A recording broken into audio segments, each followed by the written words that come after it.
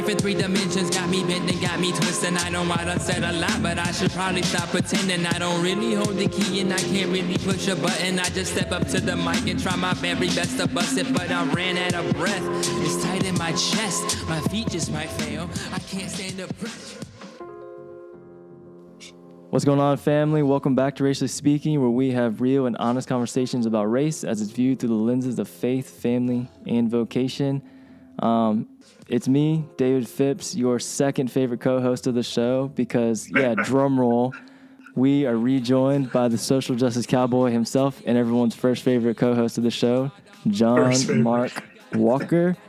Dude, what is going on, man?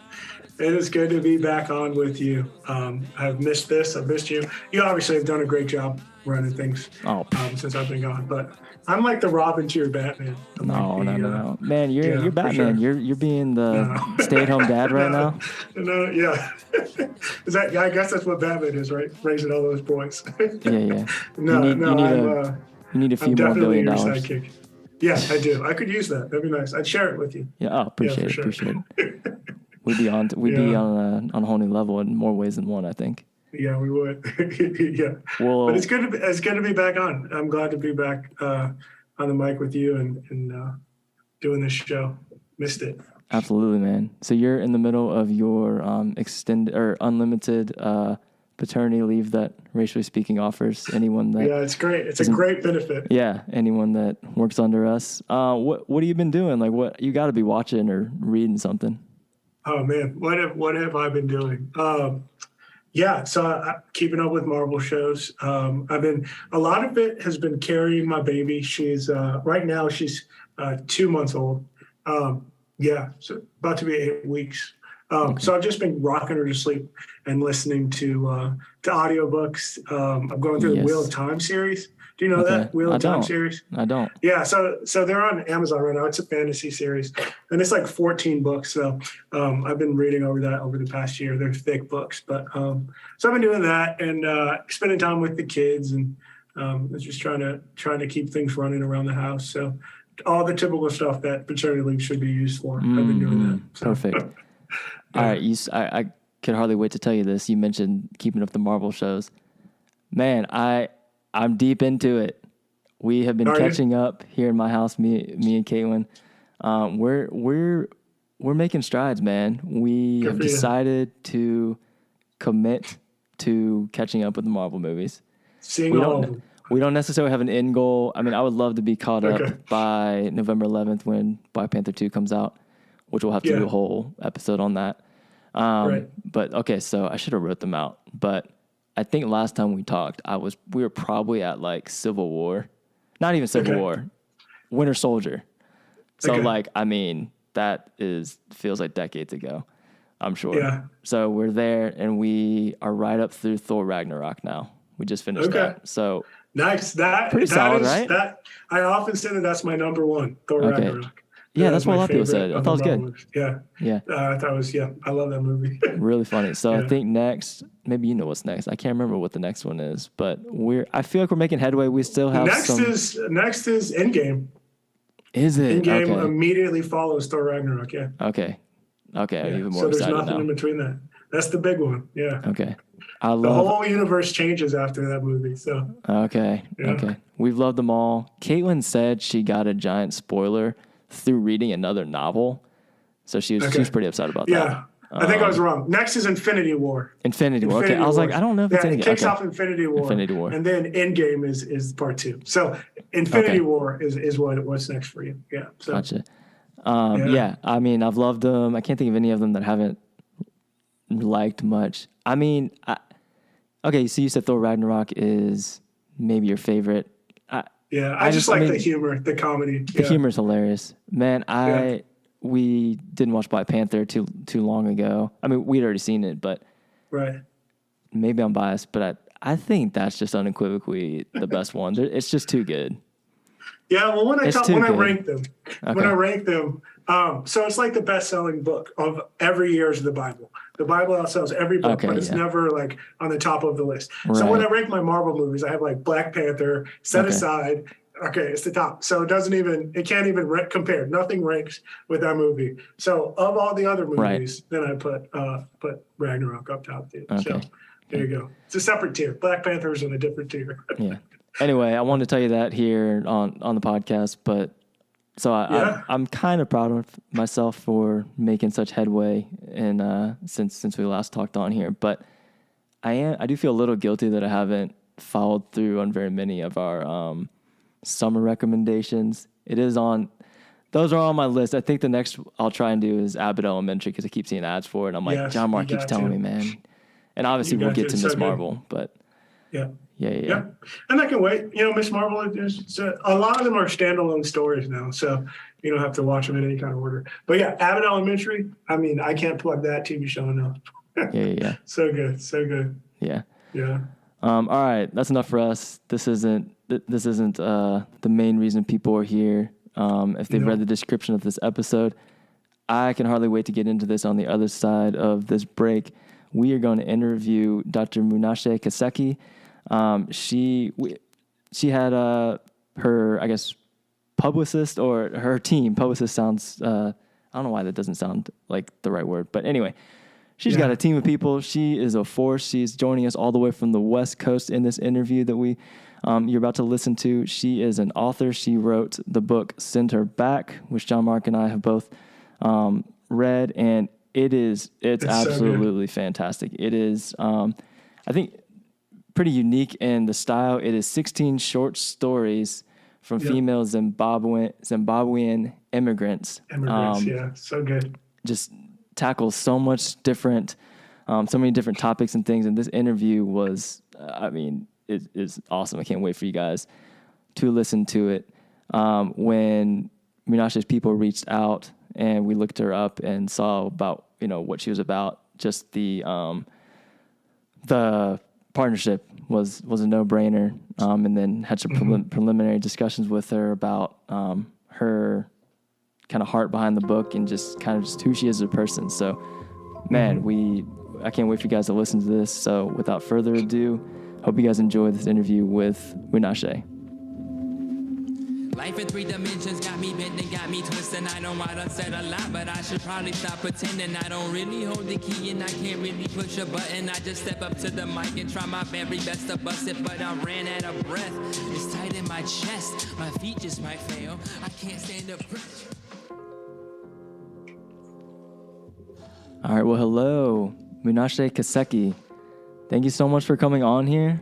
Again, as always, we're so thankful for the ability to do this. You're all the way on the West Coast, California, joining us. So it's morning there, afternoon for John Mark and I. But, man, I am so excited. John Mark and I, we've been waiting for this for a few weeks now. And, I can not wait to jump into this conversation. So, Munashe, do you want to be called, because I don't even want to sell you short, do you want to be called Dr. Kaseke? No, you Dr. can call Munashe. Me Munashe. Okay. I usually just go by Munashe, so you can call me Munashe. Perfect. All right, I wasn't going to start here until a few days ago when I saw you post on IG, but you just attended the U.S. Open. Yes, watching Serena finish up her career. Let's start there. We'll get our feet wet a little bit. What was that like seeing Serena Williams play? Was that your first time seeing her play? It was my first time seeing her play live, yes. Okay, crazy. Okay. So, what was that like, / seeing her end her career, and, what does she mean to you? Because, I can see that you're a really big fan. Yeah. Man, I've been such a big fan of Serena. I watched her play through my childhood, and it just felt like a dream to be able to see her live. I also play, not competitively, but just for fun. It's my go-to workout, and I'm quite a bit of a tennis fan. And she was one player that had been on my bucket list to be able to see live for a while, but because she hasn't played nearly as much the last few years since she had a kid, it was hard to be able to catch her. So when she announced that she was playing in the U.S. Open, and this was her last match, probably last tournament, I decided I was going to follow her through the first week of the US Open. But I think for me, what makes her such a role model is the fact that she's a Black woman who is going into a mostly white field, and they just did not have a lot of diversity at all. And she's had to surpass so many like racist comments or just judgment, whether it's she's too angry, she's too vocal, or if she's too passionate when she wins a match or when she doesn't do well. And just seeing her be able to rise through all of that year after year and dominate in such different fields, but also not just on the court, but everything she's done, whether it's her fashion line or the venture capital fund she's starting, she's just such a reminder for me that you can get into new places and you can be strong in, you know, especially as I'm starting to get into publishing. It's really cool to have reminders of other Black women who have stepped into fields that have typically been not very diverse and be able to find her place and dominate in that field. Absolutely. I mean, racism, I think is part of probably all sports in America to some degree, but I think like, you know, like the tennises, golf, stuff like that, that have, I think, an extra layer to probably a lot more like the country club sports, right? Yeah. So swimming, you could throw swimming in there too. Yeah. I heard somebody on another podcast just flat out say Serena's the GOAT athlete simply because she's a Black woman. And that's going to, you know, rub a lot of people the wrong way, but tough to argue with. And that's, again, not to say that other, you know, Black male athletes or other athletes haven't overcome stuff, but her point, she impacted a lot more, which I won't go into, but was just like, you know, I don't have an argument against that. And that's not to say all of her accomplishments don't speak for themselves either. But are you a sports fan other than Serena? I mean, I probably follow tennis the closest. Okay. I do watch other sports loosely, but not nearly as much of a fanatic where I'm going to try to go to all the games and follow all the players as much as I do with tennis. Gotcha. I didn't know if you had a opinion on, you know, the GOAT athlete conversation, which too many of us have too much of opinions on that. So we can leave the sports talk and Serena there for now. Appreciate you going there with us for a second. All right. Could you give us and our listeners, we know a little bit more about you, having talked a little bit previously, but just a little bit about your background, who you are. As I mentioned, I gave that away. You're a doctor, you were in the medical field, and now you're obviously in publishing. So, like, can you give us a little history of who you are and what brings us to this right now? Yeah. So I grew up in Harare, Zimbabwe, and just growing up, I think the main thing you hear is when you grow up, you have to study something that's going to give you a stable career. And because I happened to be good in math and science, as I grew up, the natural place that I was led was into the sciences, that you have to study something that is related in some way to like the medical field or be an engineer or something along those lines. I was fortunate enough when I was in my last year of high school to receive a scholarship to study in the US. So my parents still live in Zimbabwe. My older brother, nieces and nephew, pretty much my whole family's in Zimbabwe. But I picked up all on my own at age 19 after I got this scholarship, and I moved to Des Moines, Iowa, of places. And naturally. Which was, it's quite a bit of culture shock and change. Had you been to the United States before that, or was that your first exposure? No, I'd never been out of Africa. I'd never been on a plane. It was my first time getting on a plane at 19. So there were a lot of firsts just with that journey. Yeah. But I ended up deciding to go to pharmacy school, and I earned a doctorate degree in pharmacy and graduated, started working in the pharmacy field. But writing had always been that passion from the time that I was really young up all the way through pharmacy school. And I can go into a little bit more detail around that, but it had always been this passion in the back of my mind. So I kept working on it on the side, even after graduating. And here we are. Wow. So much sticks out, but the way you just narrated that is like, just like a power move. I feel like for you to say like, my passion was writing, but just because I expected, I got my doctoral degree, and just because I was pretty good at these other things. Like, I feel like that's something, I mean, not that I know, but like you'd have to be, I would assume like all in and passionate about it, but you just kind of like, I got it. Yeah. That's incredible.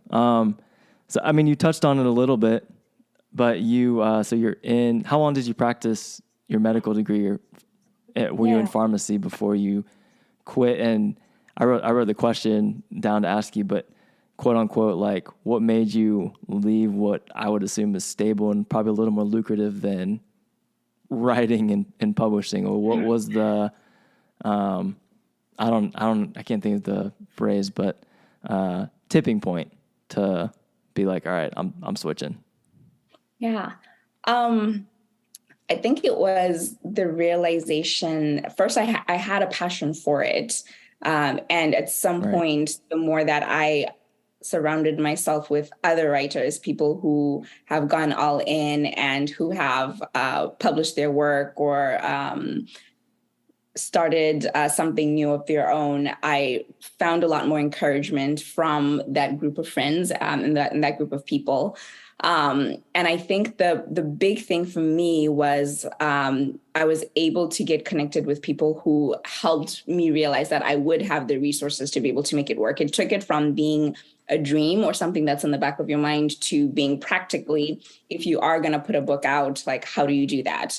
Practically, if we are going to start promoting a book or get this publishing company up and running, like, what does that look like? And I think just having that community is probably the biggest decision point for me, and just having enough faith to know that, yes, I can make this happen.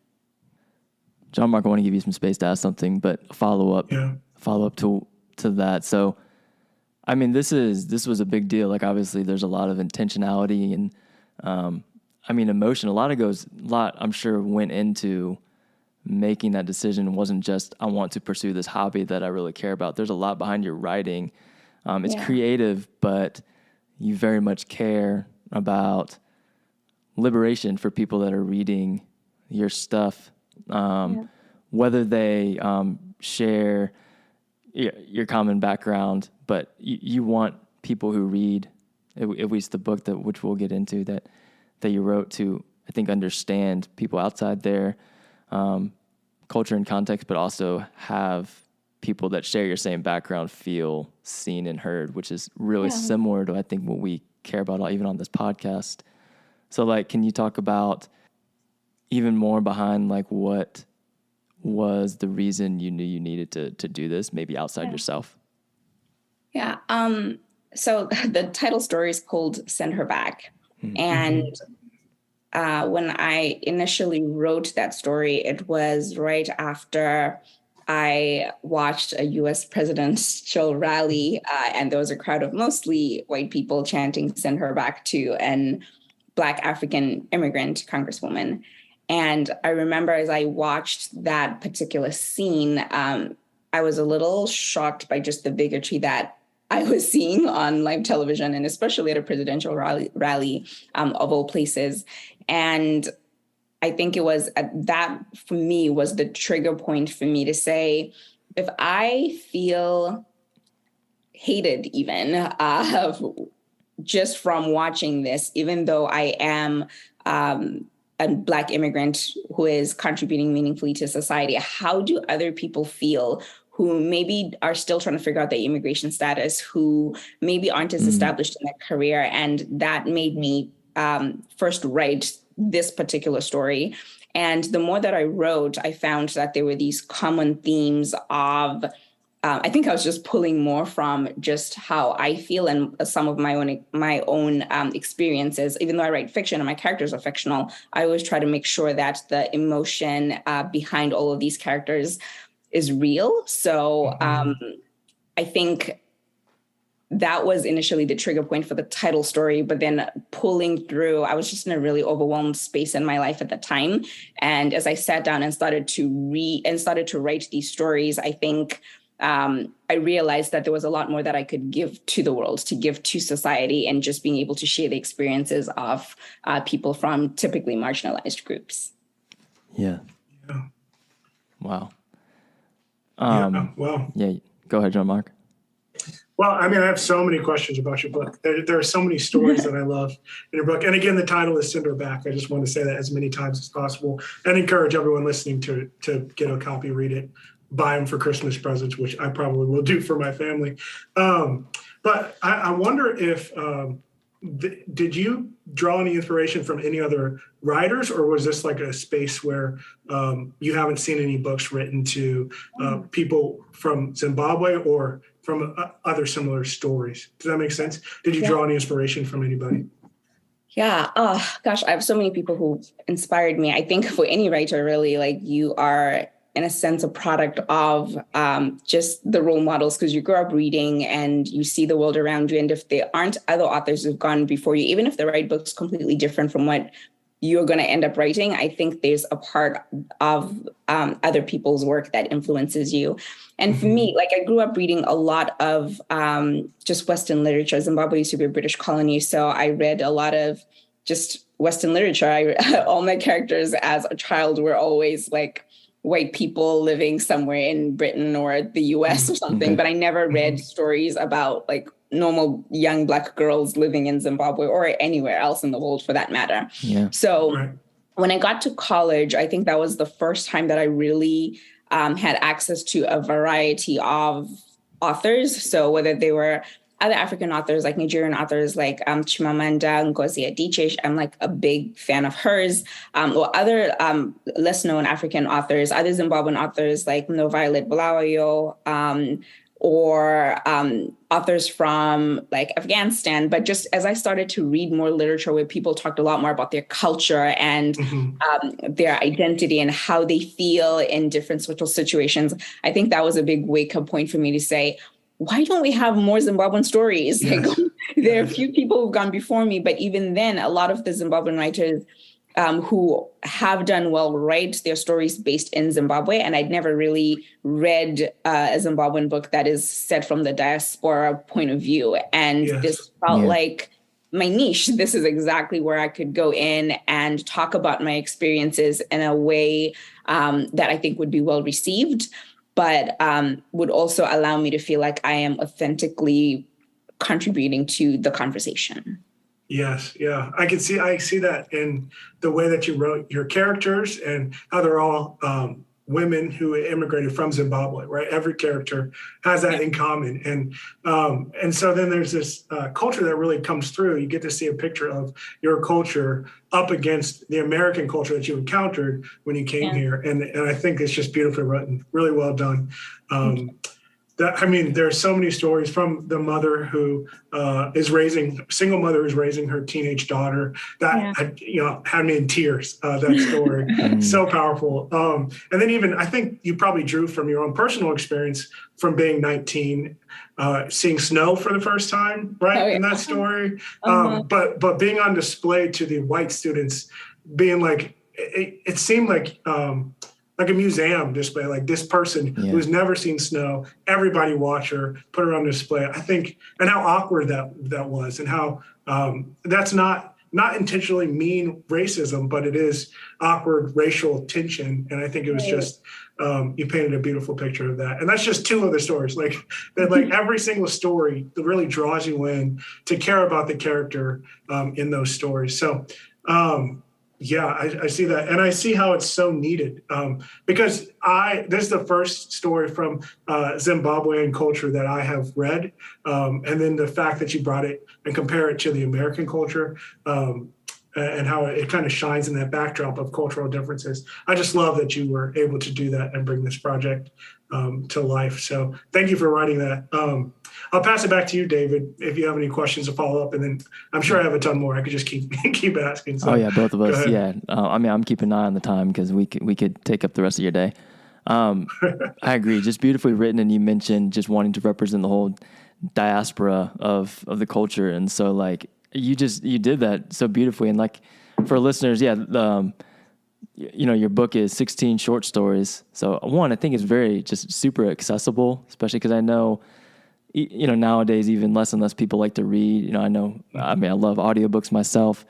But these are just very heavy topics that you put so succinctly without really, like I didn't finish any of them and think like, oh, I wish you would have done this. It's like, man, she put a bow on all of them.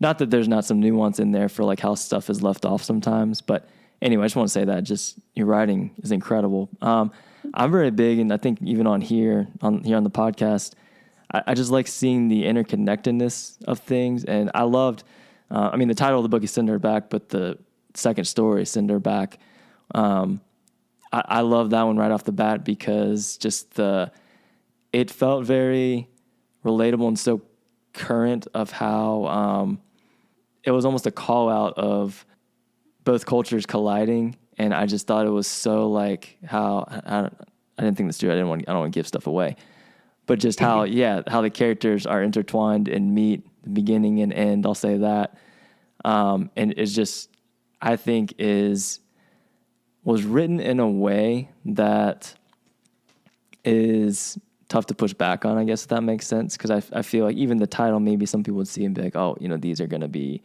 maybe people might think they could be fabricated or like exaggerated or something, but that one just hit me. I'm like, that was real. Like it hit like some personal notes, and it had like classism, policing, and just all these different things you tackled. And I'm sorry this isn't ending up being a question, but like John Mark said, you're writing from the female perspective, which that's obviously the best way for it to be personal to you. But I noticed, and anyone that's read the whole book, you are not kind to how you portray men in the stories. Like that's a very common thing. I want to ask you about that. Some of the answers I think will be fairly obvious, but what was your reasoning for that to be kind of a common theme throughout? I think I dedicate the book to women, to immigrants, and to people of color. So as I wrote the book, the three things I was trying to showcase were the struggles of women, the struggles of, and as you talk about the struggles of women, sometimes because you're writing about gender, relationships with the male gender will come into play. So I think that's why you see some of that tension as well show up in the book. But I also did the same thing, whether it's like with race or with just being an immigrant and interacting, with other people who are not immigrants. But I think part of it too is I grew up in a society that can be a little bit more patriarchal, and I wanted to like showcase some of the nuance there as well, of like some experiences that maybe are not as often talked about or as considered normal. I wanted to make sure that I bring those to light so people can see like the nuance of what day-to-day life can be for women. I feel like I didn't answer that well. Hold on. No, that was a good answer. That's great. Yeah, that was a good answer. I see some of what you're saying in one of the stories of the aunt giving advice to her niece who is in Zimbabwe, I think, right? And how she is living in that culture, but trying to break out and kind of live on her own. And her aunt is right. They're like pen pals, right? And her aunt is helping her navigate that world. And so I see some of what you're saying in that story too. So. But the one thing too that I also want to point out is I think sometimes because the stories are being told from the female protagonist's point of view, that everyone just falls in love with the protagonist and like takes everybody's word for it. But I intentionally tried to make my characters a little bit gray. So it's going to be like a different range for the characters, but I'm not necessarily writing all good girls, because I think sometimes there's this idea that as an immigrant, you have to be the perfect immigrant and always say all the right things and do all the right things. And in some of my characters, I wanted to be able to show their humanity, that yes, they have a lot of good and virtue and dreams, but maybe they might be ways that they're also broken, right? So yes, there are stories that do highlight some of the struggles or like the misogyny in society, but I don't think it's necessarily just tilted one way. I think I'm a little, I do stab a little bit as well on like, just my protagonists and the characters and the way they go navigate society sometimes as well. Absolutely. Yeah, like John Mark mentioned in, I think it was the longest one, Dear Aunt Vimbai, is that it? Yeah. How you say it, Dear Aunt Vimbai. So that even goes along with one of the questions I wanted to ask. So based on your own experience and even you wanting people to read your book, do you feel like you would want people that share maybe your same cultural background and experience, as an immigrant to America, do you feel passionate about people understanding things like prior to experiencing them because of maybe pain that you've experienced, or do you see more the value in they just have to experience it for themselves and that's life? No, I think there's definitely value in like learning before you experience something, right? Because it just takes so much longer to have to form your own thoughts, go through an experience, and there's so much heartache that can be curtailed by just maybe having some knowledge ahead of time. So, and that's part of why I wrote the book as well, right? I wanted, not that I figured anything out, figured life out or anything, but like other women who are going through similar situations, especially my more nuanced stories about, either women who are not as sure of themselves yet and are trying to navigate like socially awkward situations.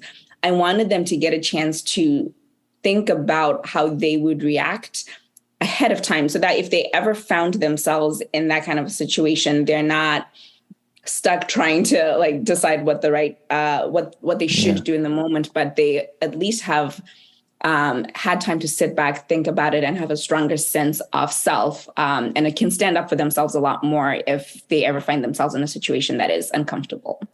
Yeah, I think it can be, I'm assuming it's extremely empowering for women to read, especially if they share any similarity to your background.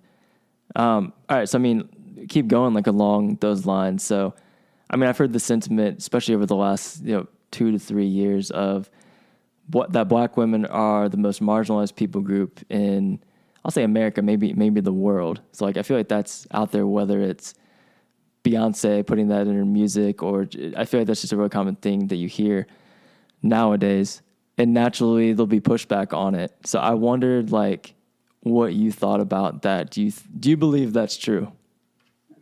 Yeah. I think anytime you bring, we already know that women are marginalized, right? They're disadvantaged. And then that Black people in the world are also marginalized. And anytime you bring that intersectionality, then I think you get like a synergy or compounded effect on that. And whether it's, if we start just in the US and you look at, because I'm in the healthcare field, I always think through like Black women are 3 times more likely to die while in childbirth than like women of any other race. Or if I go back and think through like how I grew up or how society can look at women sometimes, like this can be preferential treatment on what duties a woman or a girl is supposed to do. There's preference around if you don't have enough money and you want to decide which kid to send to school, and if you're born a girl, you're going to send the boy to school instead of the girl, because there's this expectation that like she's not going to accomplish nearly as much as like your young man who has to grow up and provide and like be a lot more responsible. So I think there's definitely truth to that. I think it's just that intersectionality of bringing together 2 groups that are already historically marginalized, and then you just get a compounded effect as compared to if it was somebody who is Black but maybe male, or somebody who is a woman but is female. Yeah, that's well said. I think I picked up on that it seems at least somewhat true based on reading these stories, whether it was within your own culture, like in the stories where the women were essentially, at least emotionally, kind of abused and used as pawns by their own family members in your stories, but then also as they were even, I can't remember which one or couple did this part, but even, looked at as less desirable than white women or lighter skinned women, I think in the stories. So I thought about that sentiment because I was like, I feel like she's touching on this as she's, developing these stories and characters. But yeah, I appreciate you, unpacking some of that. I mean, I would just steer back into the book with this question. You have so many stories, and I'm sure it's difficult to pick a favorite one. But I'm curious if there are any any that are more particularly meaningful to you, or maybe even a story that you haven't written in this book that is the more meaningful to you. So if you had to choose one, which one? Oh yeah, can we get like an exclusive a teaser? Yeah.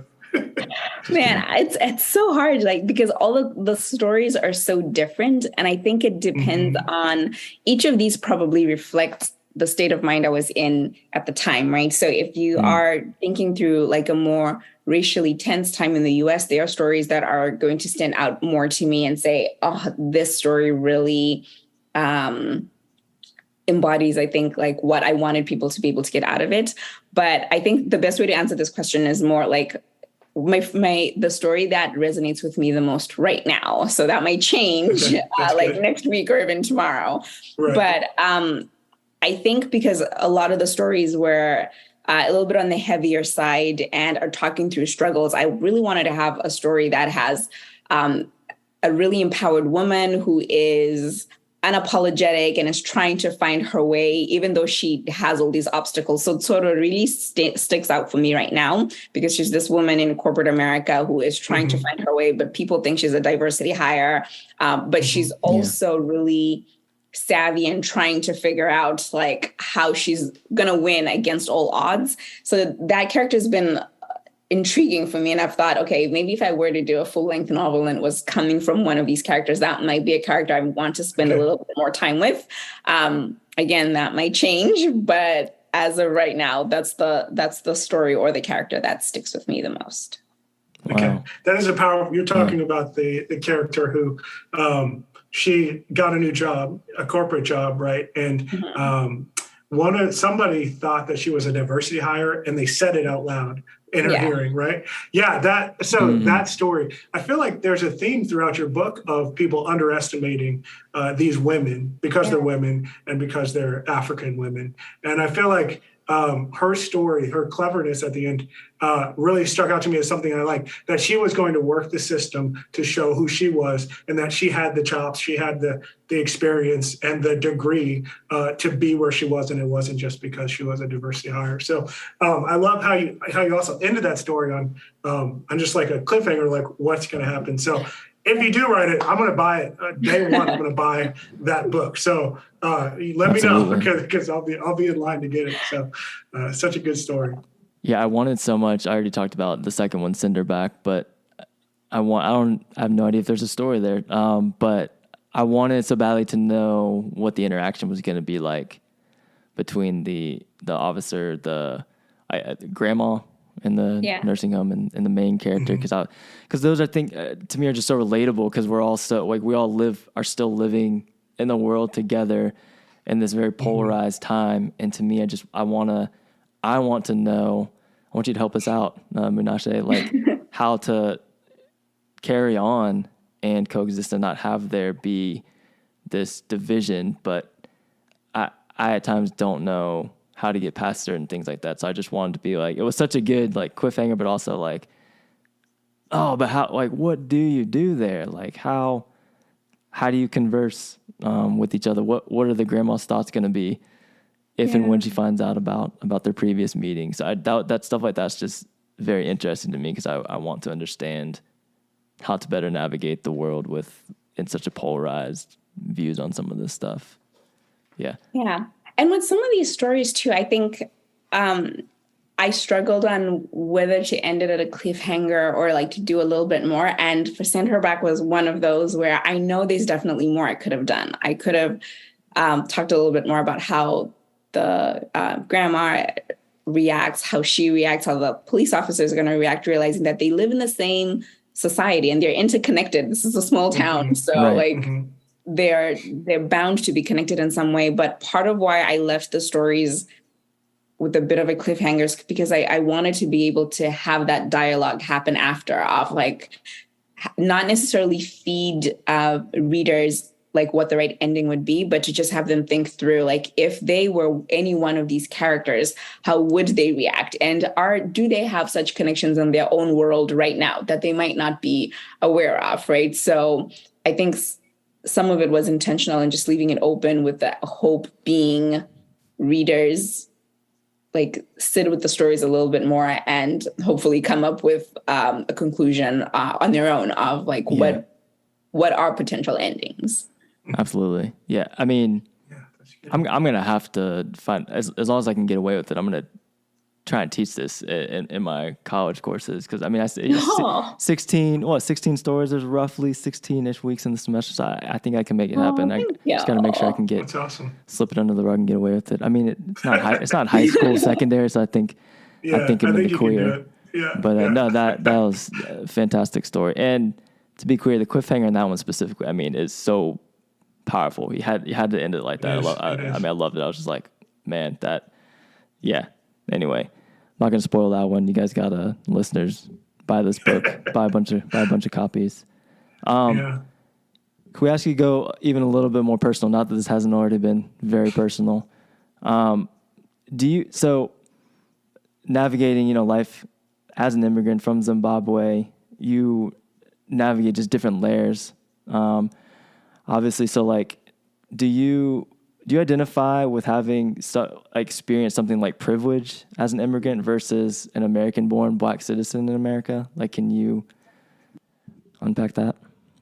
So I think I definitely feel like I have a little bit more privilege because I grew up in a world where everybody looks like me and everybody speaks the same language. And I didn't have the concept of being a minority until I found myself in Iowa. And I think that plays out in subtle ways. Like in Globetrotter, she's traveling, she's trying to be discreet, but a lot of, she doesn't realize until the very end that part of why she sticks out so much is because she is a Black woman. And I think part of that is because like in somewhere within growing up and in my identity, when I think through like walking into a room, I don't always think like, oh, I'm a Black woman walking into a room as the first thing. Like I think about all the other things going on just because like the concept of being a minority was not ingrained in me. I wasn't growing up seeing all of this trauma like throughout my entire life. And so I touch on that a little bit in Globetrotter, but also I think what's frustrating sometimes is when people hear I'm from Zimbabwe, they sort of expect that maybe I don't care about social justice issues the same way, or I don't care about like the history of how like African Americans have been marginalized. And so people almost are a little bit more loose with their words, right? They're like, yeah, you're not one of them, right? So like we can have all of these insensitive comments about like African American culture, but you're supposed to be okay with this because you're not really, I think in the first story I talk about like this guy was like, yeah, but you're not like the regular kind of Black. And I like those sorts of insensitive comments come out a lot, right? Because people sort of think you're different. Like there's something that's like exotic about like being from Zimbabwe that like excuses you from whatever the narrative, the negative narrative that is often portrayed about African Americans is. Right. I would assume so. Like, I mean, you touched on it. I would assume you kind of navigate both ends of the spectrum. Like, do you get comments like you're different, like you're more exotic, like you're African, you're not American, like hence like, sender back sentiment type thing. But then on the other side, I would think maybe you would experience some wide adjacency privilege depending like what workplace you're in. Like you're not, I think I wrote another question down, like, can you identify, I can't remember what story it was, maybe it was Globetrotter, where the character was almost refusing to be, I think, liberal, like maybe not wanting to be siding with like a Black Lives Matter movement just to do it, just because everyone assumed it, like they almost wanted to be rebellious by being conservative and almost had the mentality of like pull yourself up by your bootstraps mentality. Which that was a different story. Okay, I can't remember what story it was, but was any of that personal to you? Unseen. To your that experience? Was Unseen. Okay, yeah, Unseen. I think where she took on she was combative in nature, and that's how she liked attention. And so she took on the political views of something that she might not have agreed with, but it was getting her attention, right? Is that what you're talking about? Yes. Yeah. Maybe that story? Yeah. Thank you, John Mark. Yeah. So this was an interesting story for me to write. And I think it came from two different places. The first being, there are times when I think because you have that expectation where you're not supposed to care as much about like societal issues in the same way. I'm like, when people look at me, no one knows I'm from Zimbabwe. I am Black, and everyone is going to like assume and give me the same kind of treatment. So I don't understand like this idea that, okay, because you have an African background that you should have some sort of like special treatment.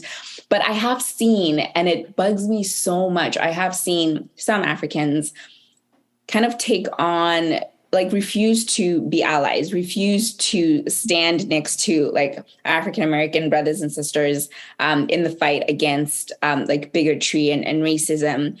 And they sort of separate themselves out and say, you know, like I'm different for whatever reason. And I think I sat down and I was thinking, like, it seems so obvious to me that like this is a cause you would want to join. Like I think from seeing that, it made me step back and say, like, why would somebody feel this way? Why would somebody go out of their way to try to like align themselves with this kind of a movement? And I think that's where the initial curiosity for Unseen came from. But I also wanted to make my characters relatable so that even though they are doing things that maybe your reader doesn't necessarily agree with, I still wanted them to empathize with them in some way. And so I think for all of us, and I touch on this on Dear Aunt Mumbai as well, I think there's this idea of like wanting to be unique, wanting to stand out. And sometimes being unique and standing out means being contrary to whatever is called normal or whatever is called typical. And for the character in Unseen, I think I ended up going with that. Like, it's not that this is what she believes, but it's just that she's had a rough life in other ways. And this is her way of acting out. This is her way of being able to like get attention, in a sense. How free do you personally feel, we're getting real deep here, not like being yourself, with just being yourself with everything we've talked about with your whole story? Like, do you feel like you can be fully yourself, whether it's at work or going to the store or just navigating normal life? Yeah. I mean, I think it's a journey, and I think it's always going to be a journey. I think sometimes I'm a lot more like unapologetic, and I feel like I am myself. I can step into myself, but there are days when I just don't have the strength for it. And I'm like, you know what, this is not worth my battle today. And I'm not going to deal with it. So, and then there are also times where even though I have even read some of these, I've written some of these stories, I've read a lot and I've experienced a lot, and you sort of come up with an idea in your mind of, oh, if I'm ever in this situation, this is how I want to respond. There are times where, for whatever reason, on that day, I just don't have the voice for it. So I don't know that you ever really get to a point where you're like, oh, I've completely mastered this and I'm fully myself. I think it's going to ebb and flow. There are going to be days where you feel like you are a lot more yourself, and overall you show up a lot more as yourself. But I think there will always be moments where you step back and feel like you have like areas of growth still. That makes sense. One of the courses I teach at the college level is professional writing, and some of the things we do are like cover letters and resumes and stuff. And one thing that comes up a lot is some students in my class will bring up that they have just been conditioned to make sure the name at the top of their papers is, if they have maybe an African sounding name or a name that doesn't sound, quote unquote, like white American, they go by something else so they don't get tossed out. Like, can you identify with that sentiment? I mean, you've been through a lot of school and a lot of job things, but you're also a writer. So even like literally in your name, like, do you feel like you're able to be fully you, even just being called your name or putting your name out there professionally? Yeah. I think with the name, I haven't struggled with as much. It's funny I actually bring that up because that comes up a lot. And I touch on it a bit as well. And Not So Micro, when if you have a harder name, I'm okay if people at least try, even if they get it wrong. But when people try to give you something else, I'll be like, oh, can I shorten that? Can I call you Shay? Yeah, that was in that, I'm like, that was no, in the you can't stories call me too. Shay. Like, you know, like, I've had a name my whole life, and then I meet you, and 5 seconds later, to make your life a lot more comfortable, like, you're going to try to give me a new name. So with the names in particular, I think that I tend to be a little bit more unapologetic. I get it's a hard name and it's fine if people say it wrong, but at least if they're trying, like, that's okay. But I think also because I grew up with to me, like, Munashe is such a common name. Like, if you meet anyone who's Zimbabwean and you say Munashe, like, they get it right away. So it's also something that, I don't know, I think it's a little different because I didn't always grow up with the idea that, oh, like, my name is different, and so I have to change it or anything. To touch on the name thing, I mean, there's so much value in a name, right? Your parents gave it to you. It's who you've been your whole life, right? And then it's a respectful thing to learn somebody's name. Like, if I spend time learning your name, calling you what you want to be called, it shows that I respect you, that I see you as a human, that there's some equality there in our level. And to give someone a nickname is like some ownership. Like, it puts me up above you. I get to call you whatever I want to call you, and not value you and serve you in that way. And it's not a mutual thing, because we don't go around giving everybody a nickname, right? That would make and us not an weird people, affectionate right? nickname. It's not an affectionate nickname. It's like, hey, this is too hard. I need to make my life a little bit easier. So I'm going to choose to rename you to whatever's convenient. To me. It's almost like the opposite needs to be true in this situation of, like, the person should have to be the one to create their own nickname if that's what's going to happen. Right. Yeah. They say never create your own nickname, but I think this is where it is appropriate. Yeah. For sure. Yeah. So to me it's a respect thing. It's a honoring somebody else. It's a way of showing honor and you got to go out of your way sometimes and do hard things. And names, learn it. It's really not that hard. So Absolutely. Learn people's names, learn how to say them. Yeah. All right, we just got just a couple more, Munashe. So how this is a broader, bigger question though. In your opinion, how can we all, not just us three, but people in general, how can we all better understand each other culturally, in your opinion? Because I think your heart behind this book even is you think there's hope. You believe there's hope that we can understand each other better and come together more. What are some of your, advice on how we can do that as people? Yeah. Well, first, I think it's a lot of intentionality. I don't think you end up in a place where you understand people who are different from you. You don't just wake up and you have more understanding. I think you have to be intentional, whether it's the types of books you read, the media that you're consuming, who you invite over and who sits on your dining table. I think all of that is a big part of learning to understand each other more, but also just being willing to listen and ask questions and learn and be curious and be willing to be wrong about whatever perceptions you have. I think one of the hardest things right now is we live in a culture that's so polarized that people are not willing to be wrong or to be challenged. And they take a different opinion almost as an attack on who they are. And I think if we first are intentional about seeking out marginalized voices, seeking out different voices, but also being willing to learn and listen and share, I think we can definitely have a society that is more open and accepting of each other. Yeah, that's well said. I like how you said that. Be willing to be wrong. I like that. It's a good one-liner.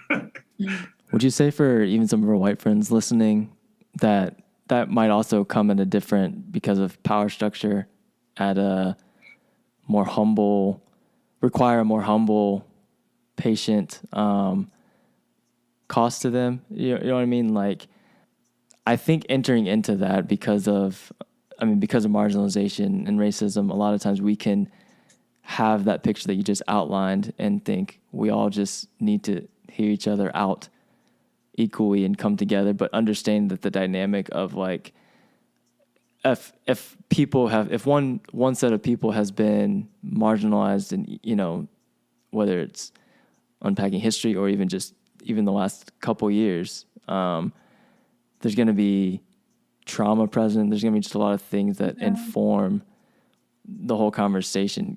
I guess I'm kind of outlining and summarizing, like, fragility even. I think there can be a different element of, like, where somebody might be coming from if they do have a wall up already. You know what I mean? Like, exactly. You get what I'm saying. I'm doing a very poor job of explaining it, but would you say that there's, like, another layer that, hey, this is also not going to be like you pursue a conversation and that's it. You guys are holding hands singing Kumbaya, but it might come at a cost of, like, yes, you can be wrong, but what's your heart towards learning past that and not just be like, oh, look, I tried. Yeah. You got mad, so now we're done. Because I've seen that at work, and I think you've unpacked that a little bit of, like, it can reinforce stereotypes that are already present. I think you unpacked that in a few of your stories with the angry Black woman, and all Black women are angry all the time, I think was even in one of your stories.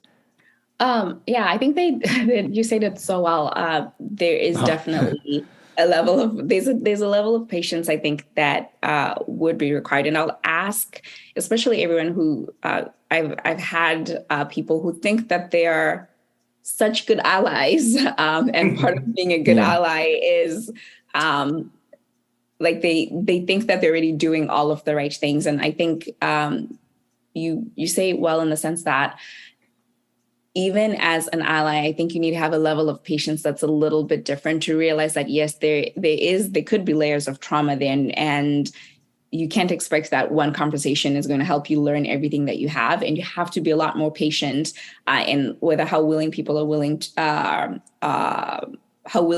are to open up, the level that they're willing to share. And even if you disagree, being a little bit more patient, because I think the idea with privilege, it's that sense that you haven't always lived in a balanced world, right? So sometimes maybe you do need to do a lot more listening. It can't always, like, if you are, maybe it's not as much 50-50 sharing, but if you are a little bit more privileged, maybe, like, do a little bit more listening, right? Because they might be a lot more nuanced than to the stories that you're hearing than you realize. Yeah. I had a friend, John Kabongo, come on a couple of times here, and I think I asked him a similar question. He had, I thought, a fantastic answer too, of, like, when two cultures, maybe even in this regard, like Black culture and white cultures coming together, one culture has to interact with the other. One of those cultures had to interact with the other in order to better their lives. And so I thought that was actually really simple and succinct. And that's just, I think, truth because of power structure. And so I think that kind of summarized it, of the importance of what is behind those conversations when we're all coming together.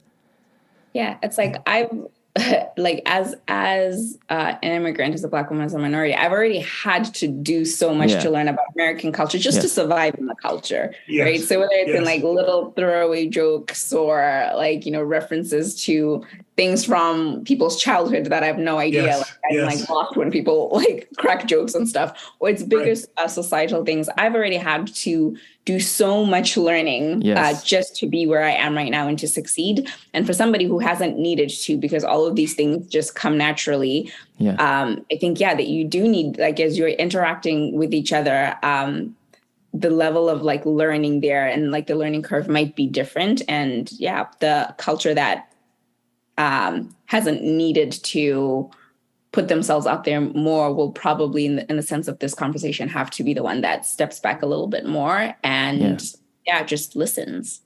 Yeah, absolutely. Yeah, we all need, we can all be learning, absolutely, but the amount of learning sometimes isn't the same amount. And it's a posture. Like, it's not just a one-time decision to engage in learning about somebody else's culture or other cultures, but it's a posture of being willing to learn, being a student, being patient with yourself, and then not giving up. Right. So it's important to set up this lifestyle of, like you said, being willing to be wrong and take correction and continue to keep going, like, have grace for yourself and be a student of others. And I appreciate what you said, Munashe, about your story, like you came over here and you had to learn. You said Iowa, right? Is that Iowa, which is different. It's different than California where you live now. It's different than Virginia where we live. So you learned this subculture of American culture, and you had to learn the people that interacted with you. They had a decision. They're like, I can ask her questions and learn about her culture where she's from, or I can just go about my day and live life as normal. That's a fantastic example. And it's the people that want to engage with us and learn about our cultures and our minority experiences that are our allies, our friends, our companions, and that we can continue to live with and flourish with together. And that's what I hope, our audience of this podcast is. I hope that they are here to learn about your story, your culture, and care for you and the people who have similar backgrounds and stories to you too. So, absolutely. Thank you for your book. Thank you for coming on this podcast. Seriously, your book is so well written. Your stories are so heartwarming and heartfelt. The characters just kind of draw you in. I have one more question for you, and I'm sure David does too. But my question for you is, what's next? What's next? When's the next book? Are you writing more stories? Are you writing a children's story? Like what's next? What's coming? I think I know for a fact that my next book is probably going to be a novel. I usually sit with ideas. I like to have ideas in my head before I sit down and write. I'm kind of one of those manic writers that will sit down. Like most of these stories, I wrote a story in one go. It wasn't written in parts, but I can sit with an idea for a while, but it's not formed yet. And I still don't know exactly what's going on with the character or what the full plot is.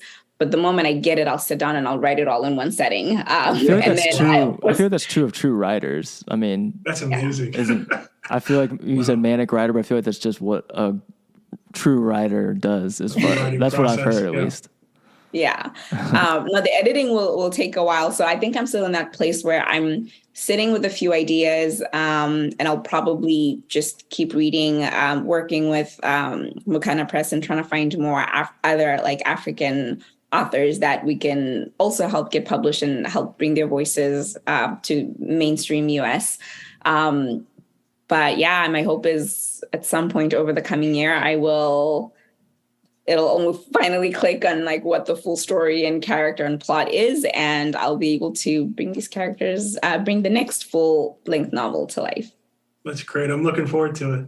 That would be incredible. As I was reading, even I wish I had the ability and means to take this and make it into a series or something. I feel like it'd be awesome. Like a mini, who does those mini series? I was like, I wish someone could take this and do a 16 episode mini series on these short stories. Thank you. I'd be what do you call it? Modern Love, right? I don't know if you've seen that. But the New York Times has this column on Modern Love, and they ended up doing a series, and each one's different, but they have a shared theme of love in its different forms, and then it just has an episode for each one. That's a really good idea. Yeah, perfect. Yeah, it is a good idea. I was even thinking about my wife and I watched BJ Novak's short mini series. It was 5 episodes, and it was very R-rated, but it tackled very big topics, but in 20-minute episodes, and each one was completely different cast and different. It was literally short stories.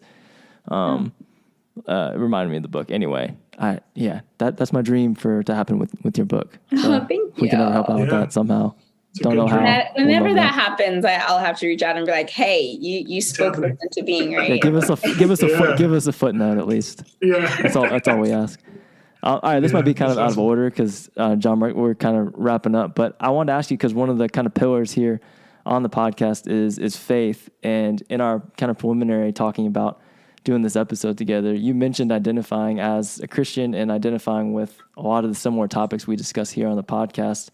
So I wonder if you could elaborate at all on your Christian faith, whether that was growing up before you got to the States and or when you came to the States, and how that element informs some of the things we've talked about. I know that's a big question as we're ending, but if you give a couple of tidbits.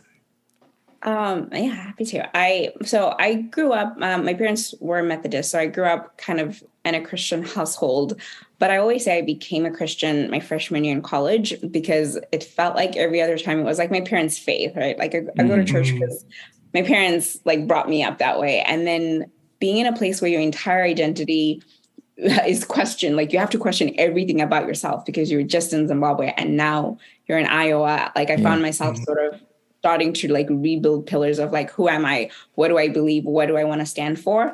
And it was at that time, I think, that I would say I actually made the decision to be like, okay, I'm going to follow Jesus, and like, I am a Christian and this is how I'm going to live my life. And I think the way it informs, like whether it's like my writing or even just life, I think the big thing is just trying to keep in mind like the greatest commandments, right? Like of loving others as you loving others as you would love yourself, and just having like that grace as well, like doing unto others as you have them do, as you want them done unto you, and just having the grace to interact with people and give them grace. So even if like it's some of the microaggressions that you are experiencing, just trying to find ways to give grace and still be able to have conversation. I'm not always like great at it, and I'm sure there are plenty of times where I haven't like always modeled that well, but I think I do believe in the fact that we have the power to be able to influence the world around us, to be able to influence through our relationships. And as I write this book, really, like I think part of the goal is just like greater harmony in the world. And a lot of that, like a lot of that desire just comes from like my background as like a Christian and just my beliefs of like how I think people should interact with each other. Wow, that's beautiful. That was so succinctly put, right on the spot too. Yeah. Well, Munashe, thank you so much for carving out some time to come on here and share your life, parts of your life with us, and your book. It's been an honor having you on. We do need you to promise that when you do put that book out, though, and especially if the show comes out, that you'll come back on and dialogue with us some more. This has been so good. I appreciate you taking the time. And yes, I will let you know. I love that idea of the series. I'm like, now we need to start pitching this series. Yeah. Oh man, that would be that'd be incredible. You need to expand. You kind of publishing into some whatever you call it, media or something maybe.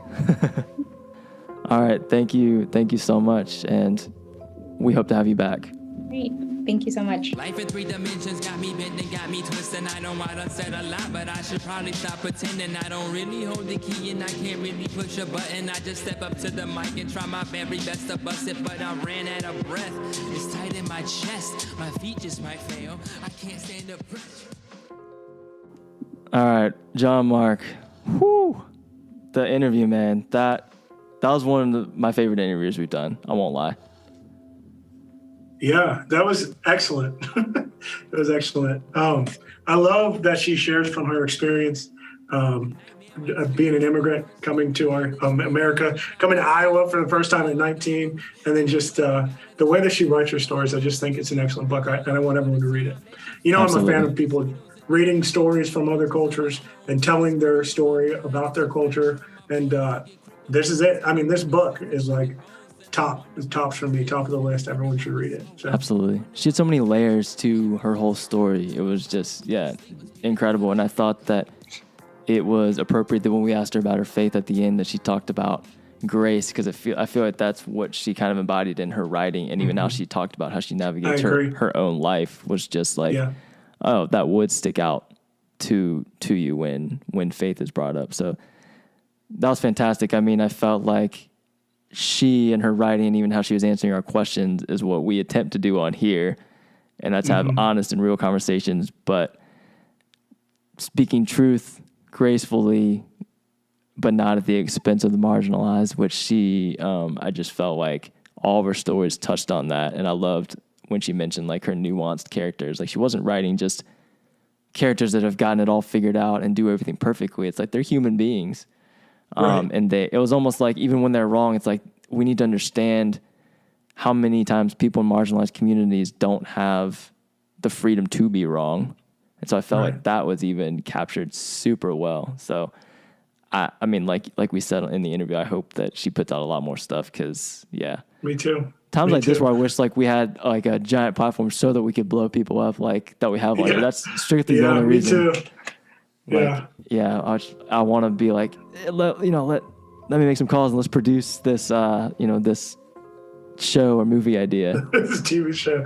Yeah, no, that was a great interview. I'm glad we had her on the show, and I look forward to whatever comes next from her. It was great. Yeah, it was fantastic. Well, anyway, listeners, as always, thank you guys so much for listening. We hope to have Munashe back, and we're excited to have a slew of other guests coming up that we're going to try and fit in before the end of the year. As always, this podcast was created to elevate BIPOC voices and our allies. And the music you're listening to was done by our good friend Dylan Dent, and our artwork was created by Ashley Bush. Thank you guys. See you next time. The nightmare might scare you, no worse than reality. They hunt you by day, R.I.P. Ahmaud Arbery. Everybody got a time, but that's less than comforting. I hope I'm alive by the time they choose to comfort me. Mosquitoes in the vein, or leeches on my soul. This money on my mind is a fracture in my bones. You get crippled by continuing existence like a ghost. And they wonder why we drink, and they wonder why we smoke, and they wonder why we think that everything's a joke. I'm shocked that we can sleep, must be the thought of letting go.